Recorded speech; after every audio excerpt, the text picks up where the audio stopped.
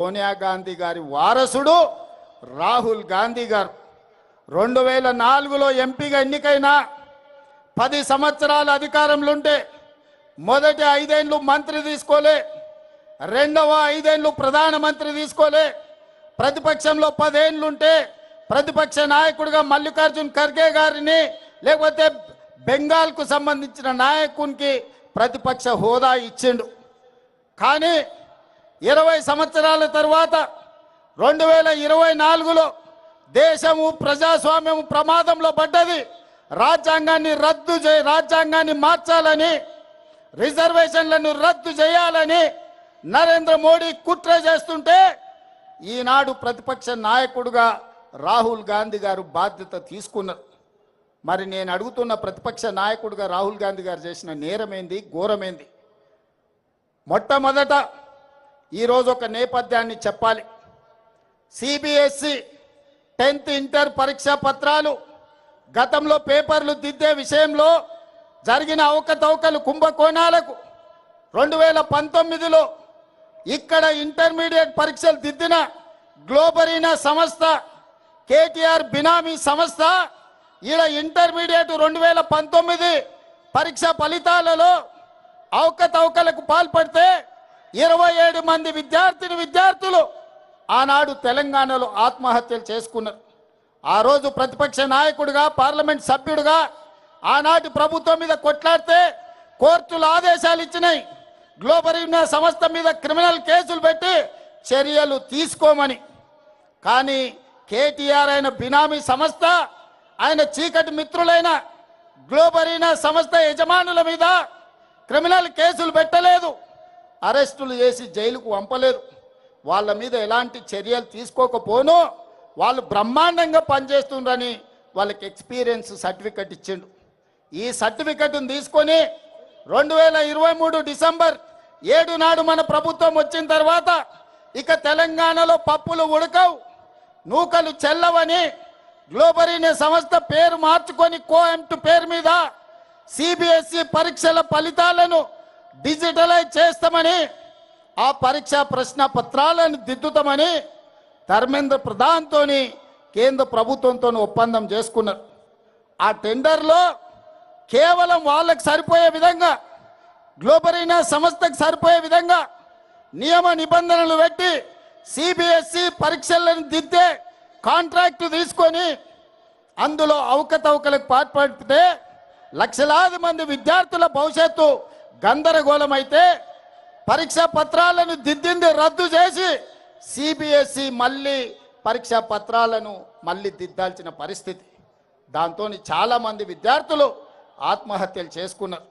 ఆనాడు బీఆర్ఎస్ ప్రభుత్వంలో ఇంటర్మీడియట్ విద్యార్థుల జీవితాలతో చెలగాటమాడిన గ్లోబరీనా సంస్థ మీద క్రిమినల్ కేసులు పెట్టి అరెస్టులు చేసి జైలుకు పంపకపోవడం వల్ల కేటీఆర్ బినామీ సంస్థ అయిన గ్లోబరీనా కేంద్ర ప్రభుత్వంలో సిబిఎస్ఈ ప్రశ్న పత్రాలను, పరీక్షలను తమ అవినీతికి వాడుకున్నారు. ఇదే కేటీఆర్ ఢిల్లీ బీజేపీలతో మాట్లాడి వాళ్లకు కాంట్రాక్టులు ఇప్పించడు. ఆ విధంగా సిబిఎస్ఈ పరీక్షలు, ప్రశ్న పత్రాలను కుంభకోణాలకు పాల్పడ్డప్పుడు ఈ కోఆంట్ సంస్థను మీరు అరెస్టు చేయకపోవడము, కేంద్ర ప్రభుత్వం చర్యలు తీసుకోకపోవడం వల్ల నీట్ పరీక్షల్ని నిర్వహించే వాళ్ళకు కూడా ధైర్యం వచ్చింది, దొంగతనం చేయాలన్న ఆలోచన వచ్చింది. జాతీయ స్థాయిలో నిర్వహించే నీట్ పరీక్షల్లో ప్రశ్న పత్రాలను బజార్లో పల్లి బఠానీలలా అమ్ముకున్నారు.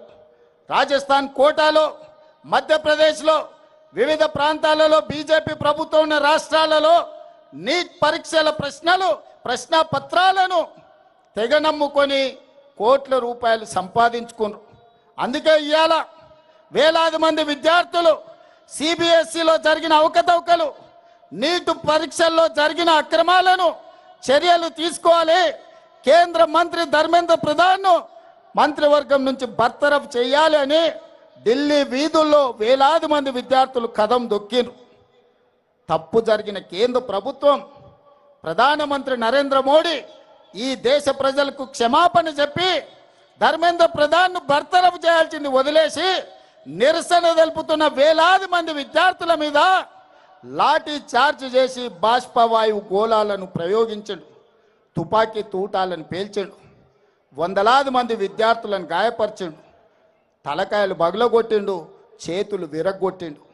నేను ఇవాళ తెలంగాణ సమాజాన్ని, యువకులను నేను అడుగుతున్నా, విద్యార్థుల జీవితాలతో చెలగాట మాడిన ఈ సంస్థల్ని వైఫల్యం చెందిన కేంద్ర మంత్రిని వదిలేద్దామా?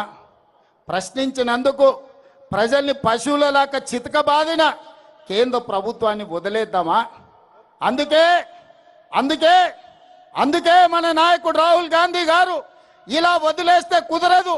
ఈ దేశంలో అక్రమార్కులు పెరిగిపోతున్నారు. కేంద్ర ప్రభుత్వం అండతోటి లక్షలాది మంది విద్యార్థుల జీవితాలతో చెలగాటమాడుతున్నారు. నీ సంగతి తేలుస్తాని మల్లికార్జున్ ఖర్గే ఇంటి నుంచి నరేంద్ర మోడీ ఇంటి ముట్టడికి బయలుదేరిండ్రు కాంగ్రెస్ పార్లమెంట్ సభ్యులు.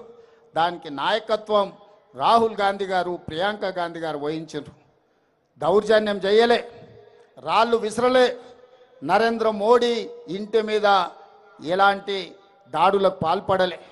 శాంతియుతంగా మహాత్మా గాంధీ వారసులుగా, ఈ దేశానికి ప్రాణాలు ఇచ్చిన మహాత్మా గాంధీ స్ఫూర్తిగా, ఈ దేశం కోసం అమరులైన ఇందిరాగాంధీ స్ఫూర్తిగా, ఈ దేశం కోసం చివరి రక్తపట్టు దారబోచిన రాజీవ్ గాంధీ స్ఫూర్తిగా ప్రశాంతంగా మోడీ ఇంటి ముందు రోడ్డు మీద కూర్చొని నిరసన తెలుపుతున్న రాహుల్ గాంధీ గారిని, ప్రియాంక గాంధీ గారిని పోలీసులను పెట్టి కొట్టించి రక్తం చిందేలా గాయపరిచి రోడ్డు మీద బరబరా ఈడ్చుకుంటూ పోయినరు.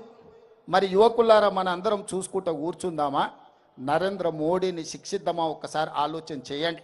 అందుకే ఇవాళ కొడంగల్ అభివృద్ధి కార్యక్రమాలు, కొడంగల్ కార్యకర్తలతో ఆత్మీయ సమ్మేళనం కోసం నేను వస్తే అర్ధరాత్రి నాకు ఈ సమాచారం అందింది.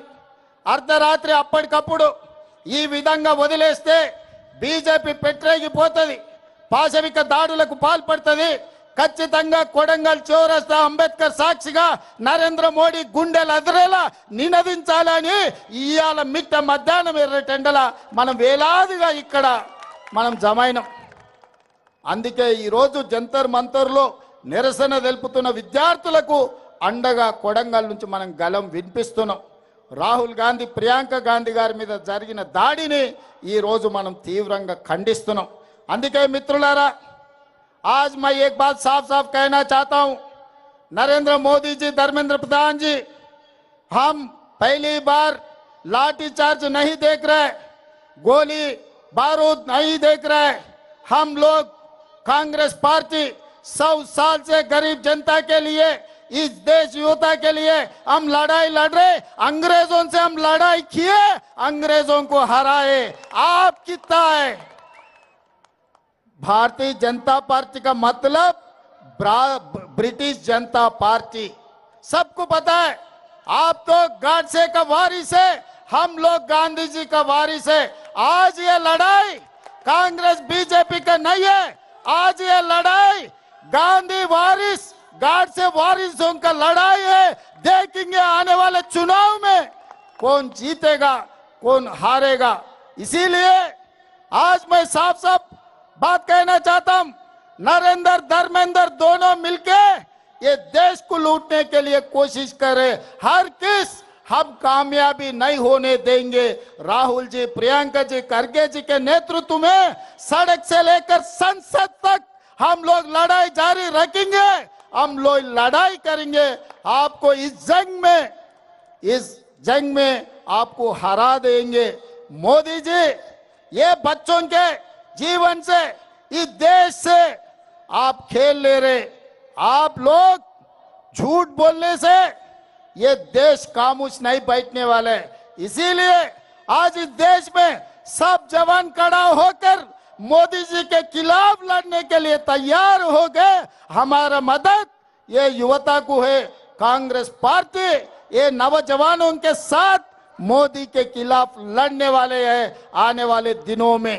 इसीलिए मोदी जी, भारत प्रधानमंत्री जी, तुरंत धर्मेंद्र जी को बरतरफ कर दो आपके मंत्रिवर्ग से, नहीं है तो आप इस्तीफा देना पड़ता। क्योंकि आपके नेतृत्व में धर्मेंद्र प्रधान जी काम कर रहा है। आपके इशारे से वो इस्तीफा दे देंगे, नहीं है तो उनको बरतरफ कर दो, नहीं तो सड़क से लेकर संसद तक ये लड़ाई जारी रहेंगे। तेलंगाना से ये काम, ये जंग शुरू हो जाएंगे। इसीलिए आज कोडंगल से अंबेडकर के साक्ष के, अंबेडकर के सामने आज हम प्रतिज्ञा ले रहे, आपको आने वाले दिनों में कुर्सी से हटाएंगे, राहुल जी को प्रधानमंत्री कुर्सी में बिठाएंगे। आप लोग सब तैयार हैं? आप लोग तैयार हैं? तैयार है? तैयार है? तैयार है? जो तैयार है हाथ उठाओ। जय कांग्रेस, जय जय कांग्रेस, जय कांग्रेस। ధన్యవాదాలు మిత్రులారా।